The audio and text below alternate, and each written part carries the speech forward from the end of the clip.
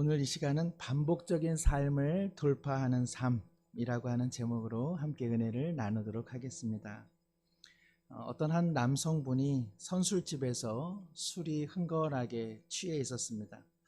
그런데 맞은편 남성분을 보니까 어디서 많이 보던 낯이 익더라는 것입니다. 어디서 봤을까? 어디선가 본 사람 같은데 싶어서 그 사람에게 다가갑니다. 소주잔을 뒤로 하고 잠시 일어나 그에게 다가가는데 그 사람도 이 남성분을 계속 보고 있습니다. 둘이 마주해서 묻습니다. 혹시 고향이, 혹시 초등학교가 어디를 나오셨는지, 혹시 중학교 아니면은 예전에 살던 곳이 어디셨습니까? 서로 분명히 낯이 있는데도 그 어떤 것도 하나 맞아 떨어지지를 않습니다. 마지막 질문이 하나 남아 있었습니다. 혹시 선생님 교회 다니시는지요? 알고 보니까 교회에서 몇 번 스쳐 지나가면서 만났던 얼굴입니다. 그 얼굴을 교회 아니고 선술집에서 멀건 얼굴로 만났으니 얼마나 흥미가 잦아있겠습니까? 우리 교회야 성도님들의 숫자가 그리 많지는 않아서 그런 오해는 없겠지만 우리 모든 성도님들 맑은 정신으로 좋은 곳에서 서로 알아채는 그러한 은혜가 있기를 바랍니다. 간혹 어떤 장소 혹은 어떠한 사람, 어떤 음식을 먹는 경우 이런 생각 드신 적 있는지요? 나 저 사람 본 적 있는데, 나 여기 온 적 있어. 나 이 음식은 먹어본 것 같아. 나 지금 일어나고 있는 이 일 언젠가 일어난 것 같은데. 이런 경험들 좀 있으신지요? 네. 젊은 사람일수록 많이 이런 경험이 있고요. 연세가 많이 갈수록 1년에 한 번 있을까 말까 하다고 하는데요. 예. 실제로 만나지도, 실제로 와본 적도, 실제로 먹어본 적도 없었음에도 불구하고 먹어본 것 같기도 하고 온 것 같기도 하고 저 사람 아는 것 같기도 하고 이런 것을 기시감이라고 한답니다. 이미기 볼식, 이미 내가 한번 본 것 같은 느낌. 그래서 우리가 데자뷰라고 하는 이제 불란서어도 있습니다. 그런데 사실은 진짜는 아니고 우리 뇌가 일시적으로 착오, 오류를 일으키는 것이라고 합니다. 낯선 장소, 익숙하지 않은 환경 속에서 내가 알고 있었던 어떠한 지식들이 이제 결합이 되면서 거짓된 친숙감을 느끼는 것이라 할 수 있습니다. 그렇지만 살다 보면 어떠세요? 낯설기는 하지만 실제로 내가 와본 거리인데 내가 저 사람 언젠가 봤는데 맞아, 그 사람 맞네, 내가 이 음식 이 식당에서 먹어본 거 맞네 하는 그런 경우도 아마 있으실 겁니다. 저도 얼마 전에 책을 하나 딱 사고 이 책 참 좋다, 이 책 샀으니까 이제 읽어봐야겠다 하면서 책꽂이에다 꽂아두려고 하는데 그 책이 있더라고요. 우리의 삶이 때로는 변화무쌍한 것 같아도 때로는 반복적이고 그리고 때로는 단순한 일들이 많습니다. 습관적인 일들이 얼마나 연속적으로 일어납니까? 오늘 교회 오실 때 대단한 일들이 혹시 있으셨는지요? 아마 지난 주일처럼 세수하시고 또 머리도 좀 빗으시고 그 밥에 그 나물 드시고 아마 오늘 오셨으리라 생각이 듭니다. 오늘 앉으신 자리들 가만히 보세요. 대부분 지난 주일에 내가 앉았던 그 자리, 값을 지불하지도 않으셨고 이름표를 붙여두지도 않으셨을 텐데 지난 주일 그 자리에 앉아 계시죠. 내가 앉는 그 자리에 다른 분이 앉으면 왜 이렇게 기분이 조금 묘한 건 왜 그런지 모르겠습니다만은 우리의 상당한 인생은 반복적이고 그리고 그다지 변화가 없는 일상을 보내게 됩니다. 주일이 끝나고 집으로 돌아가시면 월요일이 시작될 테고 그리고 한 주를 또 맞이하게 되시겠죠. 늘 일하던 곳에서 일할 터이요, 만나던 그 사람들을 함께 대면할 것이고 그리고 우리의 해도 동쪽에서 떠올랐다가 서쪽으로 지었던 그 해가 다시 반복적으로 우리 가운데 나타납니다. 아이고 더워서 죽겠다, 죽지 않고 참 오랫동안 살아오셨고요. 또 추워서 죽겠다 해도 그 추운 날들 어김없이 이겨내시고 우리가 참 오랜 세월을 잘 버텨내고 있습니다. 태어나서 축하받는 생명이 있는가 하면 지금 이 순간에도 죽음을 맞이하는 애곡의 슬픔이 우리 가운데 놓여져 있습니다. 참 좋은 일인데 뜬금없이 마음 언짢게 하는 일들이 찾아오고, 그리고 참 슬픈 일이 있었는데 또 우리의 마음을 좀 더 일으키는 좋은 일들이 우리의 삶에 반복적으로 일어나고 있습니다. 산다는 것, 살면 살수록 인생이 참 반복적이구나, 참 단순한 일들의 연속이구나 하는 것을 우리는 부인하지 못할 것입니다. 사도행전도 좀 마찬가지입니다. 사도행전을 찬찬히 읽어보시면 성도님들이 일종의 기시감, 이거 앞에서 일어났던 일인데 또 일어났네, 이거 앞에서 본 내용인데 비슷한 내용이 또 여기 있네 라는 생각을 갖게 될 것입니다. 아니나 다를까 사도행전에 보면은 반복적인 일들이 여러 번 일어나고 그것을 누가는 잘 기록해 두고 있습니다. 예를 들면 이런 것이죠. 사도들은 복음을 증거합니다. 그리고 이들을 박해하는 사람들은 그들을 수감시킵니다. 하나님의 은혜 가운데 이들은 탈옥되고, 그리고 예수 그리스도의 이름을 끝까지 증거합니다. 사실 오늘 함께 나눌 내용이 이 내용인데 바로 이러한 내용들이 끊임없이 반복되고 있습니다.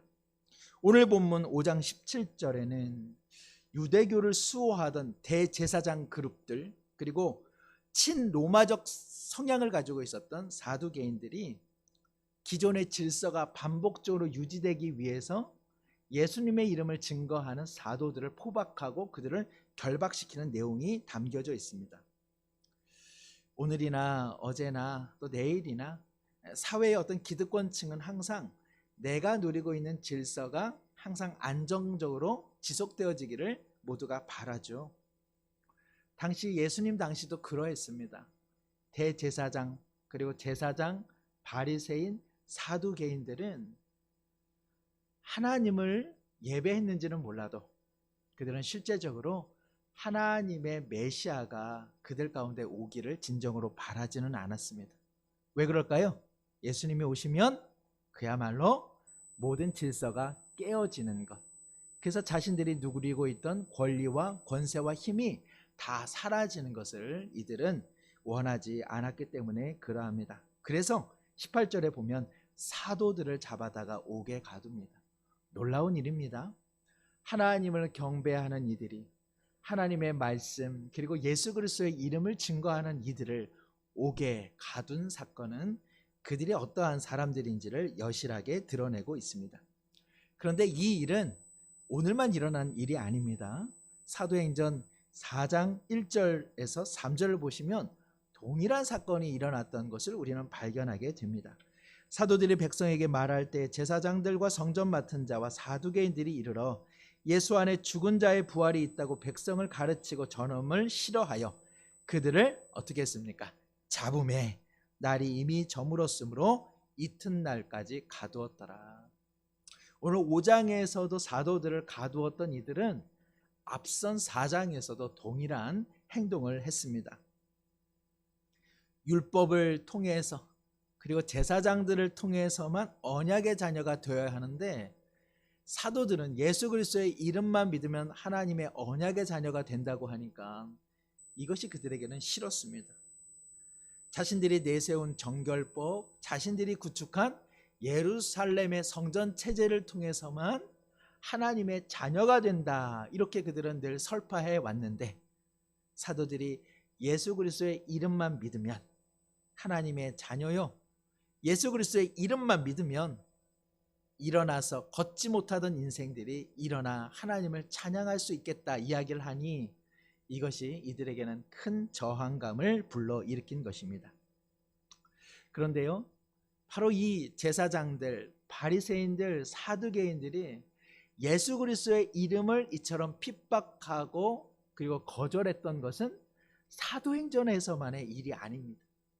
우리가 잘 아는 것처럼 복음서에서도 바로 이들은 예수님을 끊임없이 핍박하고 예수님의 복음 전파 사역을 방해했던 것을 우리는 잘 알고 있습니다. 사랑하는 성도 여러분, 삶이란 반복되는 것이 문제가 아니라 반복되는 인생 속에서 무엇을 반복하고 있느냐, 그것을 보는 일이 더 중요한 것입니다.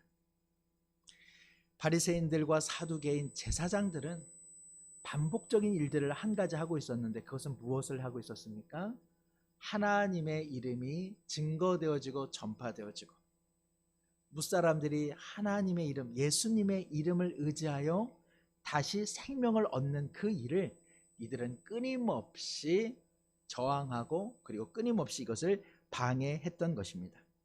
우리는 지난 주일에 두 부류의 사람들을 함께 살펴보았습니다. 아나니아와 삽비라, 그리고 이름은 같지만 바울에게 생명의 사명을 안겨준 아나니아와 바울을 보았습니다.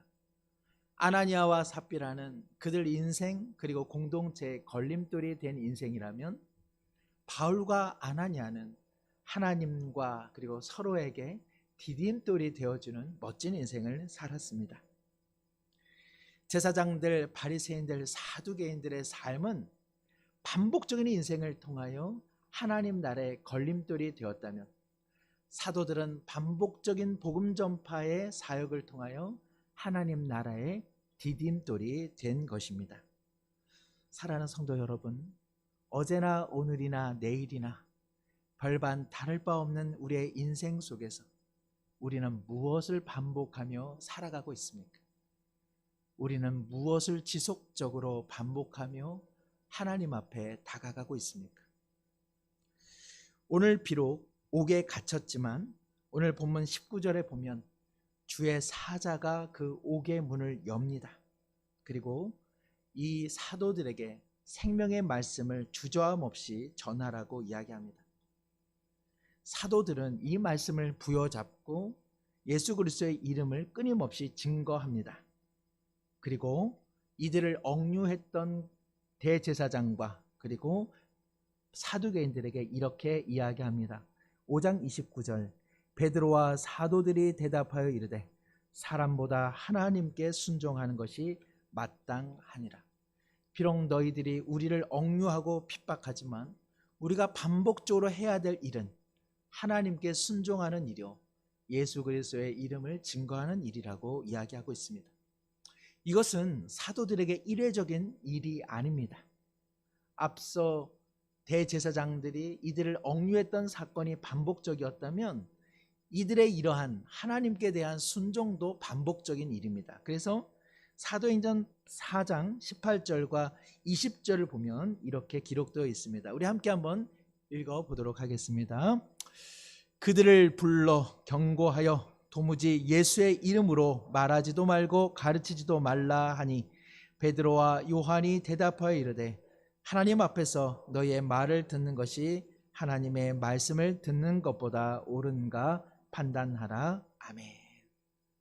사도행전 5장에서 너희가 아닌 하나님께 순종하는 것이 마땅하다라고 이야기했던 사도들의 이 고백은 앞선 사도행전 4장에서도 반복적으로 진술되고 있습니다.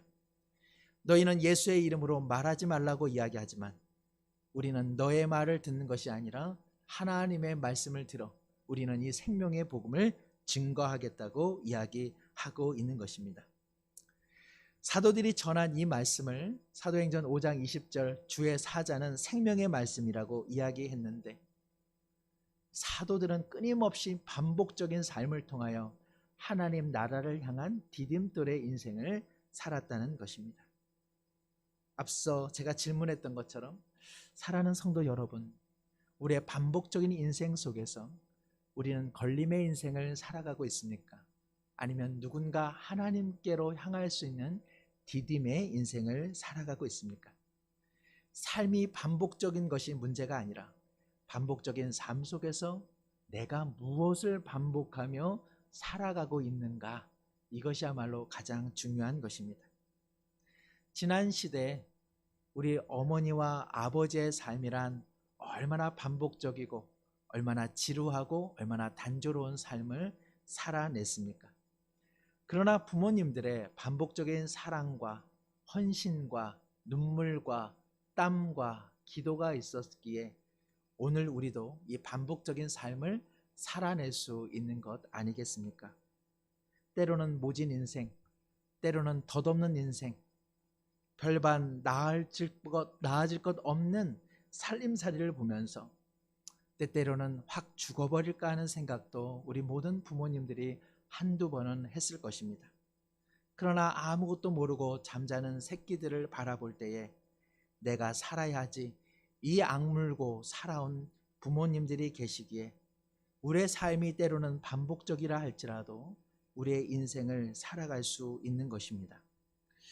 저희 어머니 이야기하는 것을 잠시 이해해 주시길 바랍니다. 일찍 아버님을 여의고 어머니가 40살도 되지 않을 무렵 이제 홀로 살아가야 하는 인생의 무거운 짐을 짊어지셨습니다.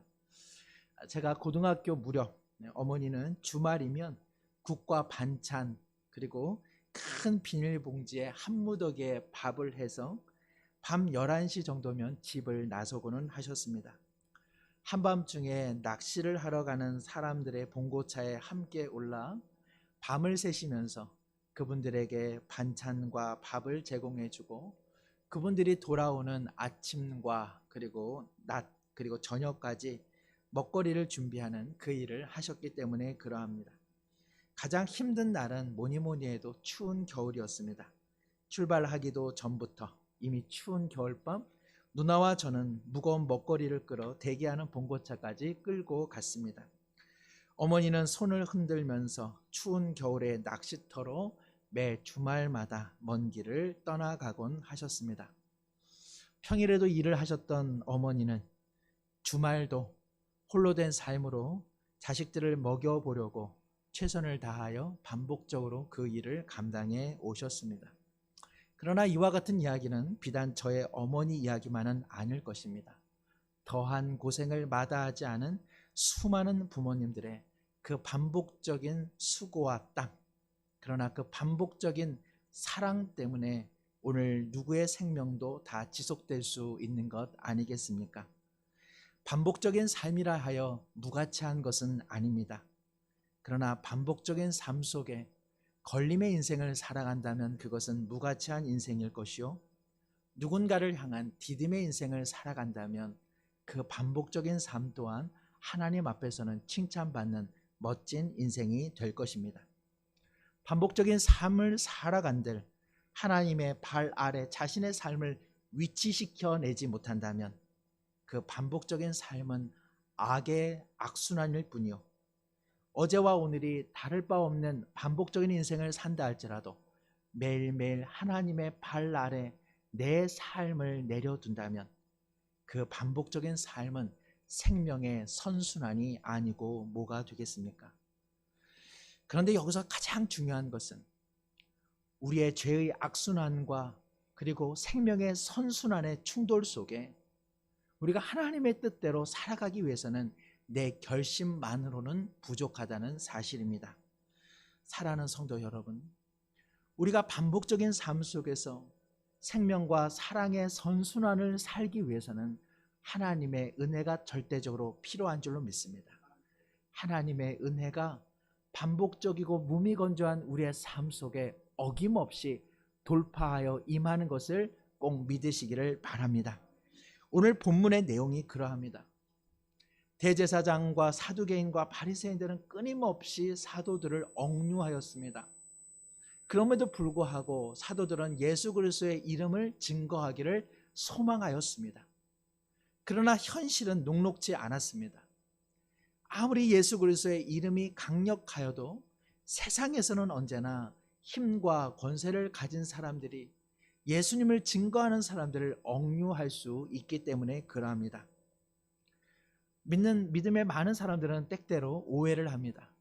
하나님의 이름, 예수님의 이름의 권세, 그러면 언제나 세상 사람들이 다 낮아빠지고 세상의 군왕들이 교회에 와서 다 절을 하고 이 지상에서 예수님의 이름이 드높아질 것을 늘 생각하는 좀 더 어린아이 같고 그리고 지나친 승리주의에 매몰되어 신앙생활을 하는 데가 참 많이 있습니다. 현실은 그렇지 않습니다. 예수 그리스도의 능력이 있지만 세상의 권세와 힘이 예수 그리스도의 능력과 이름을 무너뜨리려는 때가 참 많이 있습니다. 사도들은 이것을 이상히 여기지 않았습니다. 오히려 의를 위하여 핍박당하는 것이 당연하다고 생각했습니다. 그리고 이들이 이러한 반복적인 악순환 속에서도 생명의 선순환의 인생을 살아갈 수 있었던 것은 하나님의 은혜가 이 세상 가운데 돌파하고 있었기 때문에 그러합니다. 오늘 말씀에 19절, 주의 사자가 밤에 옥문을 열고 끌어내었다. 인생의 차디찬 밤을 보내고 있는 그 사도들을 향하여 하나님의 은혜가 주의 사자를 통하여 돌파한 것입니다. 그리하여 그들을 억류하던 세상의 사슬이 다 풀어지고 그들은 다시 예수 그리스도의 이름을 증거할 수 있게 된 것입니다. 이 사건 역시 바로 사도행전 4장에도 동일하게 나타납니다. 앞선 종교 기득권자들이 이들을 억류하였을 때에 하나님의 간섭으로 이들은 다시 해방되었습니다. 이러한 사건은 사도행전 12장에도 동일하게 나타납니다. 베드로가 다시 투옥되었는데 그 밤에 주의 사자가 나타나 감옥문을 열므로써 베드로는 다시 한번 예수 그리스도의 이름을 증거할 수 있는 자유의 몸이 되었습니다. 이 사건은 바울에게도 동일하게 일어납니다. 바울과 실라가 억류되었지만 그 밤에 하나님의 은혜가 모든 것을 뚫고 돌파함으로 말미암아 바울 사도는 다시 예수 그리스도를 증거할 수 있는 자유의 인생이 되었기 때문에 그러합니다. 사랑하는 성도 여러분, 모든 사도들과 증인들이 세상에 억류될 때만 그때마다 그들이 풀려난 것은 아닙니다. 우리가 잘 아는 스데반은 결국 죽임을 당했습니다. 그리고 요한의 형제인 야고보 역시 죽임을 당했습니다. 그러나 우리는 알고 있습니다.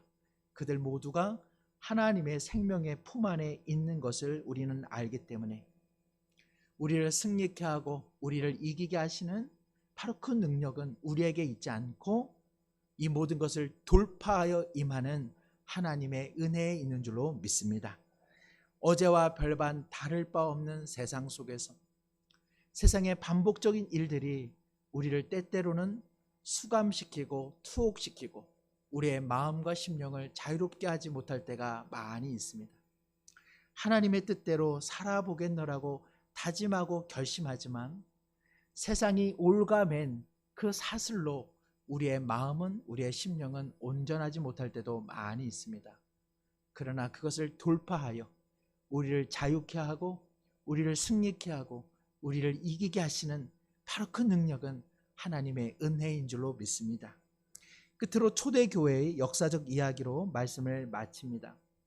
1세기 중엽 우리가 잘 아는 네로 황제는 끝내 바울과 베드로를 붙잡아 그들을 순교시킵니다. 1세기 말 도미티안 황제는 자신이 요구하는 신적 경의를 거부하는 그리스도인들을 끊임없이 핍박하고 그리고 사도 요한, 마지막 사도 요한도 결국은 반모섬이라고 하는 곳에 추방당합니다.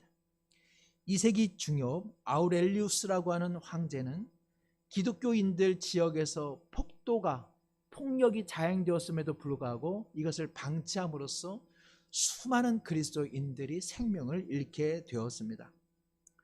3세기 중엽 데시우스라고 하는 황제는 수천 명의 그리스도인들이 황제에 대하여 숭배하지 않았다는 이름으로 그들을 처형했습니다.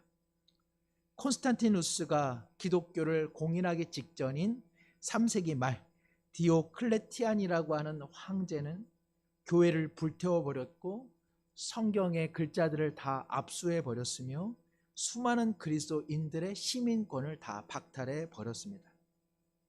사랑하는 성도 여러분, 이처럼 세상은 끊임없이 반복적인 악순환과 죄의 폭행으로 그리스도인들을 묶었음에도 불구하고 어찌하여 오늘 우리는 그리스도의 복음을 들을 수 있게 되었습니까?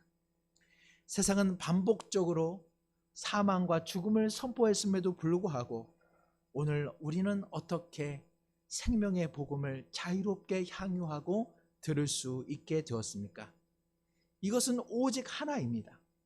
세상 가운데 죄 가운데 돌파하고 임하신 하나님의 은혜가 이 모든 것을 가능케 한 것입니다. 사랑하는 성도 여러분, 예수님께서 다시 오실 그날까지 우리는 죄와 사단의 반복적인 세상 속에서 우리는 살아갈 수밖에 없습니다. 아무리 우리가 하나님의 뜻대로 살아보려고 노력하고 결심한들 우리의 힘만으로는 불가능합니다. 그러나 우리에게 소망이 있습니다. 내 자신과 우리 가정 가운데, 공동체 가운데 죄와 세상을 돌파하여 뚫고 임하는 하나님의 은혜가 있기 때문에 그러합니다. 반복적인 인생 속에서도, 악순환의 감옥 속에서도 우리를 끝내 자유케 하고 우리를 끝내 노래케 하실 예수 그리스도의 이름이 오늘도 돌파하여 우리 인생의 디딤돌이 되어주는 줄로 믿습니다.